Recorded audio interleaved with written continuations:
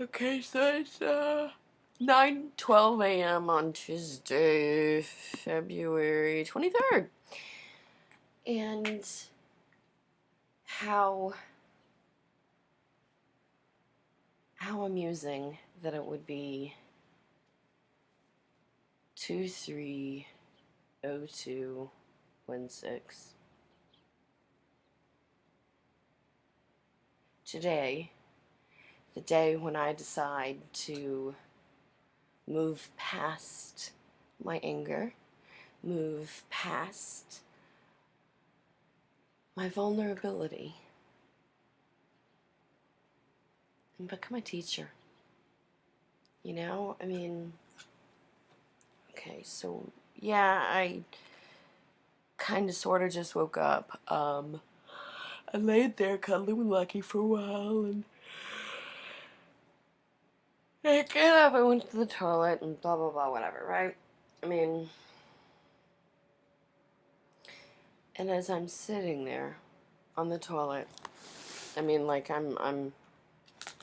haven't had my Ritalin or I'm like, I ain't had nothing yet, right? And I don't drink coffee, but you know, imagine anybody before they've had that morning cup of coffee, right?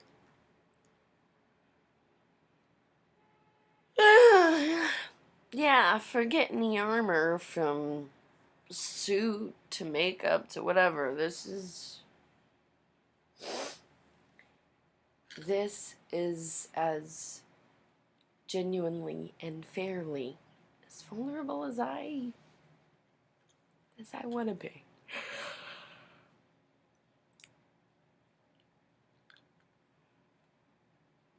I'm neither angry and driven, nor weakened and dragging. You know, I am just me. You know, and at the end of the day, I stayed alive because I am that driven, that fierce, and that dedicated.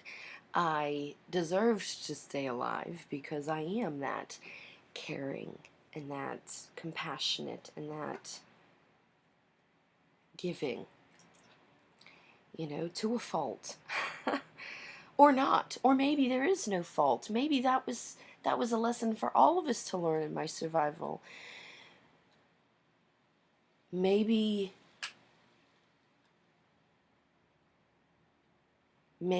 if maybe it all comes down to your heart. Maybe it all comes down to this, you know, and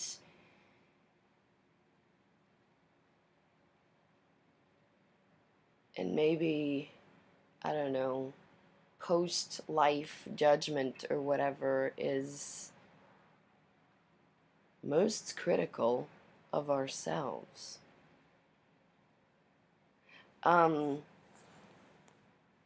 Because that which we explosively respond to tends to be a reflection of what we're avoiding or lashing out at in us. Again, that, you know, counterintuitive push in to pull out kind of thing, you know? I mean, anyway, the teacher in me as I'm sitting there, like, because again, the ramifications of our actions, don't assume, ask, okay? The guy that helps out, the private contractor individual that helps out with the repairs of this apartment and stuff, really great guy, really great guy. And because he was taller, is taller, because he is taller than me, always has been, he thought he was doing a kindness by, when the toilet needed to be replaced, he was upgrading to the taller size. Well, it's not, that's not a quote. It's a taller size. The thing is, though, is that I'm a shorter person. I didn't I didn't know enough about what these things meant to cause a stink at the time, so I get what I deserve, and I'm not going to cause a stink now.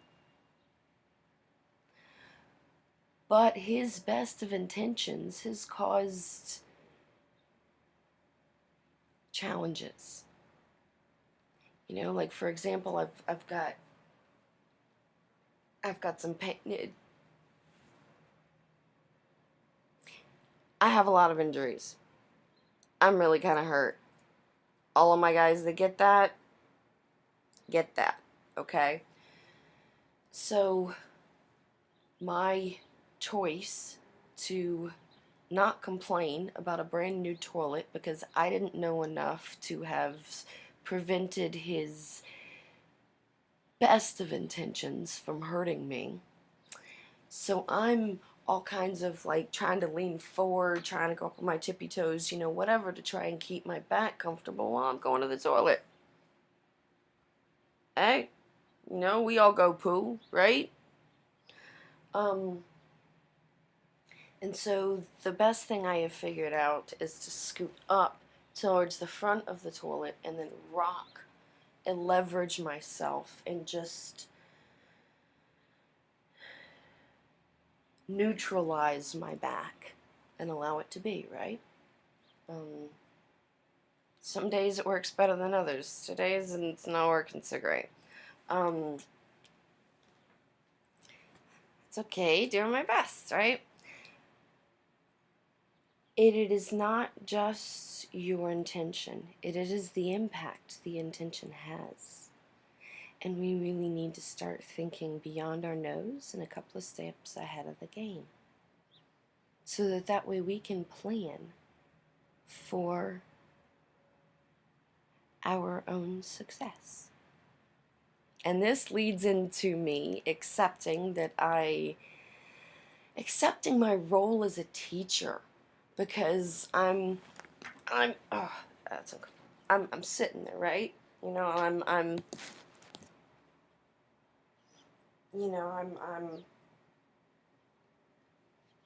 neutralizing the painful parts of my back the best I can. Notice, no is not an option.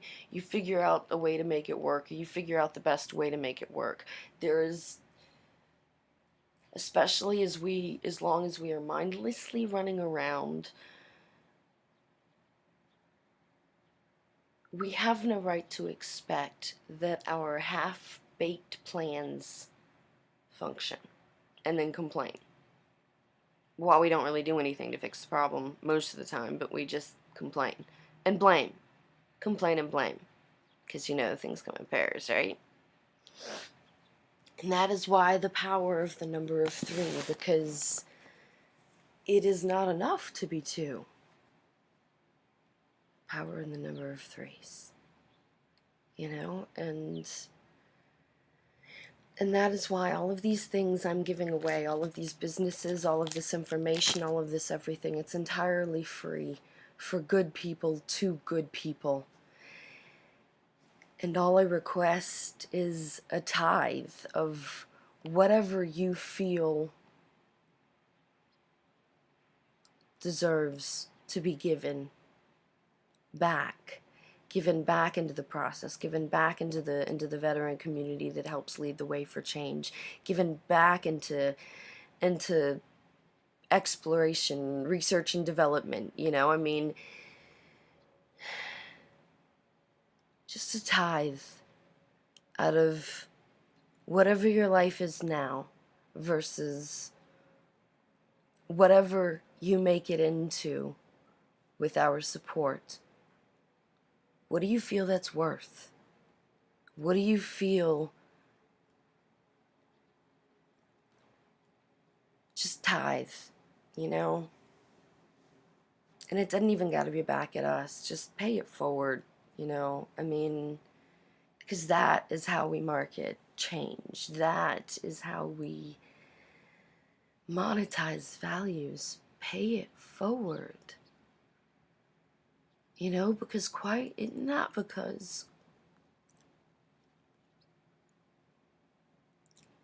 the person that needs the most help is usually the one that is most resistant. You know, guys, that's why we got special all kinds of things. Because that which is least cooperative is the most in need. And guess what? Not all of us are meant to take those hits. And I am no longer one of those people. I am not meant to take those hits anymore. But if you can, step forward. You know, I mean, volunteer for a Hey You. What do you got to lose? I mean, teaching, that's right. I mean, because at the end of the day, I am ADD significantly. I am some sort of undescribable brain damage of high functioning intellect with very limited capacity to function in other directions. My cognitive therapist explained to me that with my injury or relating surgeries, tomato, potato, I have lost the ability to filter. Okay, for me that's less tragic because I have always very deliberately lifted my send filter. But oh my God, now I don't have a receive filter either. Now I see people's lives hanging from them like their clothes. I see every position, every tone, every word, everything, right? Only now I seem to be like Einstein and Mozart, and they're, I don't know. I mean, the best way I guess to explain it is a type of synesthesia where I literally, Mozart was deaf from birth. He said he could walk up and touch the musical notes in his head, like he could see how it would sound. Einstein mentioned something similar about physics. The only thing I know is that maybe it's a type of synesthesia because I can now see the cause and effect and the ripples in my head. I can damn near walk up and touch them. And I have no receive filter. That is why I have anxiety. That is why I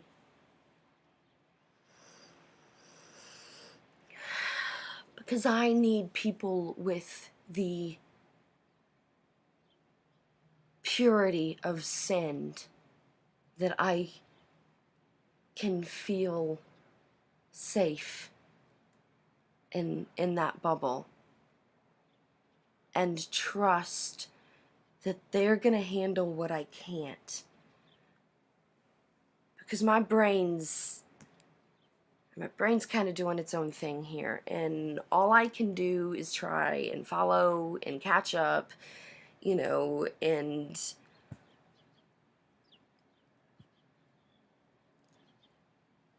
I'm doing my best. I'm only human. I've been through a lot, and I'm making that look easy, but trust me, it is not. Okay, so toilet. As I still sit here now with my back aching, thinking, oh, I should take some pills. Whatever that cream was that Jennifer made, it was a pain cream from the Young Living stuff. It was, I mean, I wish I had some now.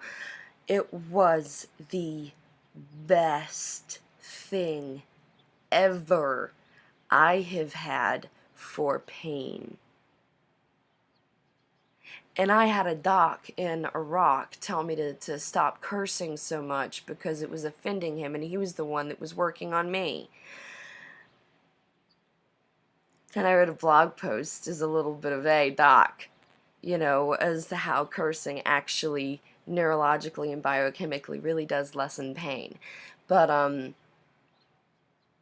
3 shots of morphine and I'm still screaming, right? And any of the videos I've posted, that's me still relatively calm. This is me in my safe and happy place. That's me just being expressive. So imagine me, not only when shit's on the line, but when my ass has gone down.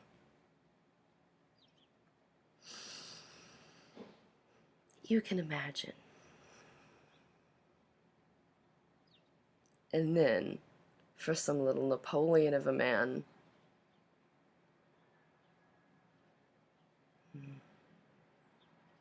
anyway,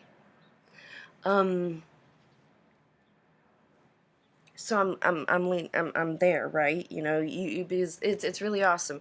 You rest. Oh, first of all, if you rest your knees on your thighs, it can act as like a tripod of sorts to rest your head. This is like a you can let your body relax, and gravity's gonna hold it into place, same kind of thing. But also, hey, if you're in a fight, boom, elbows, right. Don't go for here. If you have the opportunity to go here, drop a little and go there.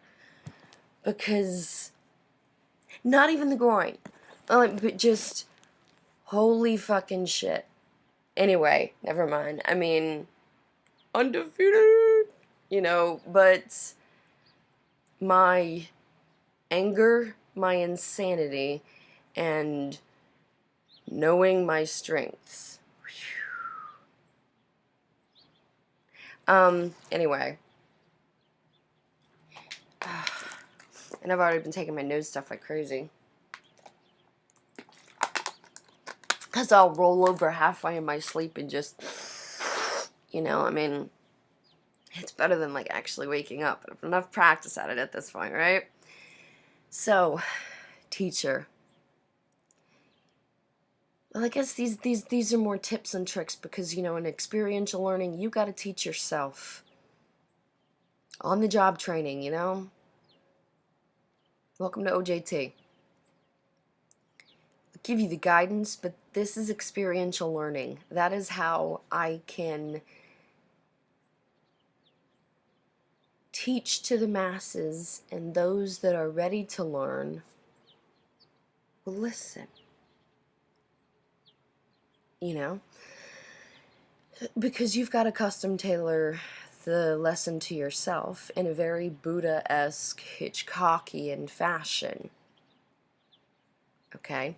Buddha was all about experiential learning. I'm down with that, Alright.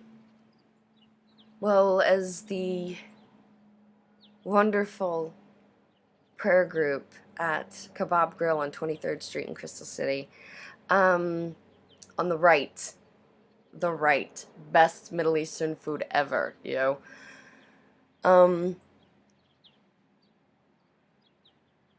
It was a useful reminder that there are so many things I take for granted at this point that even in the most receptive, they don't know these things. Like, for example, what I was teaching with her is it's okay, hypervigilance. We have 5 senses. We can train them. Hypervigilance is an issue of our equipment controlling us instead of us controlling our equipment, our body, and our brain. Listen, it's the standard issue equipment, different conditions, different states, different issues, whatever. Standard issue equipment with a custom CPU, and we run that CPU. Okay, but our body and our experiences are not us. Our thoughts and feelings and our free will of choices are us.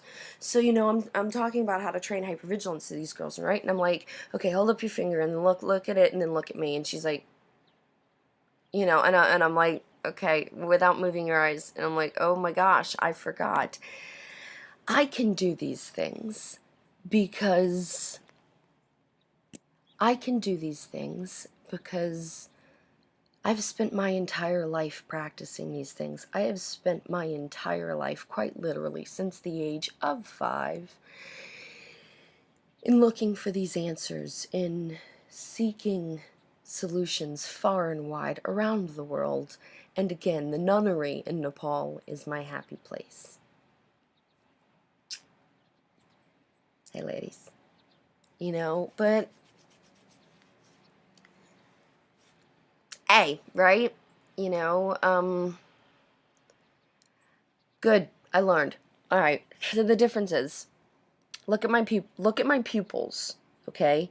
Because the only thing that is going to be moving is my pupils. All right? Hold up my finger ahead.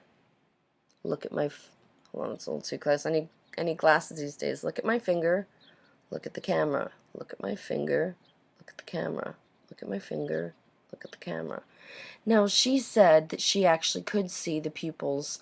I've never tried this before. I mean, I know that by looking, I look at my finger, I see it in focus, everything else is blurry behind it, whatever, I don't know.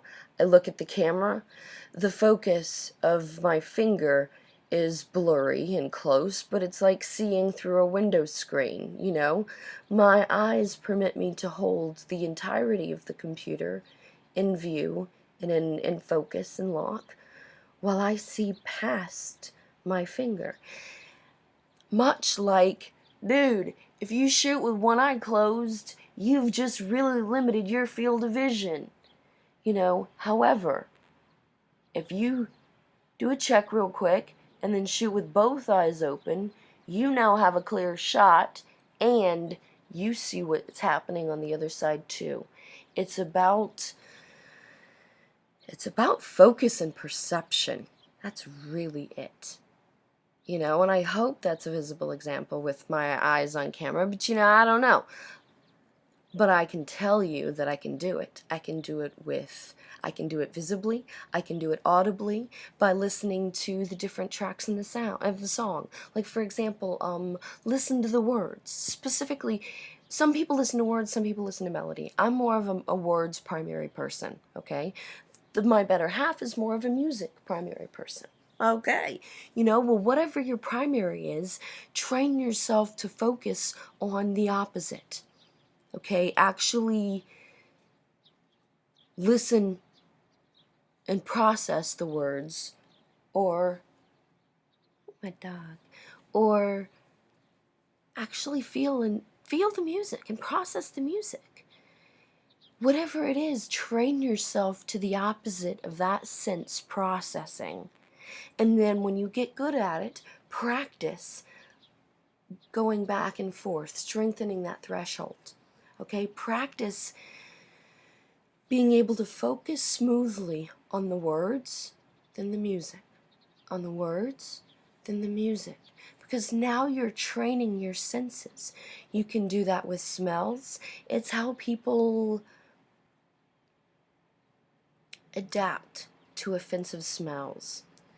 A commercial called nose blindness, I think. Well, it's called inattentive blindness. Richard Wiseman, the color changing card trick, is awesome. Google it. But it's a very simple way of showing inattentive blindness. It's how we wake up one day and our ass is fat and the jeans don't button and we're like, whoa, what happened? Inattentive blindness. We got fat and wallowed in our cardinal sin, one bad decision at a time. So we need to get some perspective. And okay, smell, taste, I mean, sommeliers, it just practice, practice isolating the different foods, practice tasting different things, and then going, okay, that's in this and that's in this. Just practice honing your senses so that you can control them instead of them controlling you. I'm sorry, but you're shooting, if you're not holding the weapon right, okay, PTSD and hypervigilance are the, okay, the experience happened, it's gone, we're dealing with the whiplash, and this is training in how to handle it, okay? And guess what? As I'm sitting there in the toilet thinking about all this stuff, I have a very simple, very, very doable challenge. When you're sitting there on the toilet, there's nothing else of priority to be doing. Your ass is sitting there on the toilet, so your ass is mine. Sit there, clear your mind. Think about feeling your body.